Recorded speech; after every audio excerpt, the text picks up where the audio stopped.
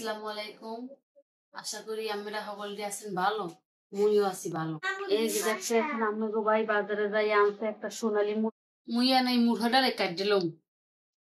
মুড়ে মুরহা কাটা শেষ। মুইয়া এখন এই গোস্তগুলো ধুইলাম। মুইয়া এই গোস্তগুলো ভালো করে ধুইলাম। মোর এই গোস্ত ভালো করে ধুয়ে লইছি। মুইয়ান গোস্ত চড়াই দিমু এর পিনে মু পেঁয়াজ রসুন আদা সব ভিড়ে বাটছিলাম। মুইয়া পেঁয়াজ রসুন আদা জিরে সব এক করে বাটছিলাম। মোর পেঁয়াজ রসুন বাড়া শেষ। মোর তরকারি গরম হয়ে গেছে মুই তেল দিয়ে দিম।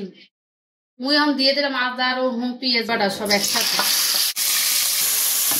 মুই দিয়ে দিলাম পানি। মুই দিয়ে দিলাম মরিচের গুঁড়া। মুই এখন দিয়ে দিম হলুদের গুঁড়া। এখন দিয়ে দিম ধনিয়া। মুই এখন এই মশলা দিয়ে ভালোভাবে কষাইলাম। মুই একটু পানি দিয়ে দিলাম। দিয়ে দিলাম দুটো তেজপাতা গরম মশলা।